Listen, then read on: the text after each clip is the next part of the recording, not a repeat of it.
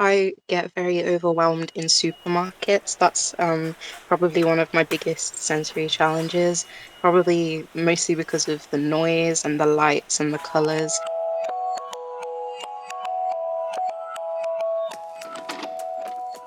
We ran a large series of focus groups and then also some kind of work on social media as well. And the main outcome from that is we identified 6 kind of different key themes or areas that autistic people told us either make a space more enabling and more accessible, or alternatively made a public space a more challenging location to be in. And for a lot of people, it's the combination of all of those things together that can make an experience or a public space feel really difficult, because the overlay of all those different things happening all at the same time makes those spaces really challenging. There's so much information to process at supermarkets. It's like every tin of beans or loaf of bread is shouting at me. We explored all of the public spaces that autistic people find difficult. So it was places like supermarkets, it was restaurants and eateries, public transport, and all of these environments they were able to share with us what it was that they found difficult relating to their sensory processing. I was involved in the project as a research assistant and designer. It was great to be involved as someone who has sensory processing disorder and is autistic, as I was able to contribute my own lived experience throughout the project and raise questions or ideas that I felt were important.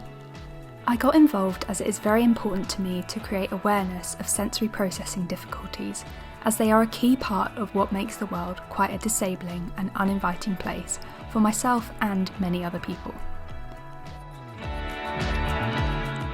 Some supermarkets with the autism hour thing, they make changes like just turning the music off. It's actually the little sounds like the self-checkout talking and then the tannoy and then the music. I always envisioned it as a big spider web of things that might affect me.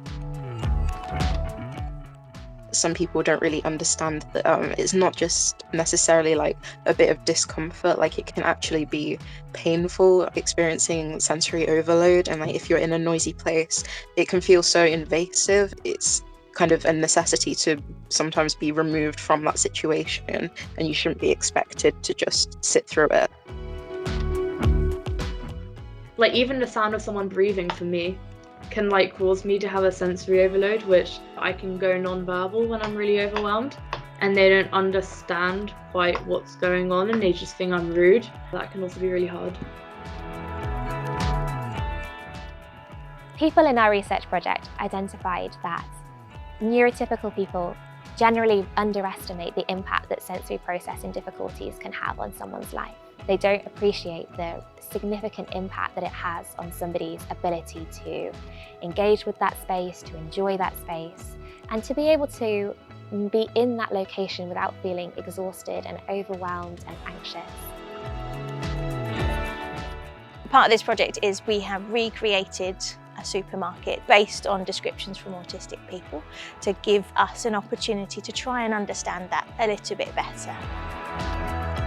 What we want this research project to achieve is to educate people about not just kind of autism and sensory processing, but actually what are the small changes that businesses, organisations, public spaces could do that would make those spaces more accessible and more enabling for everybody.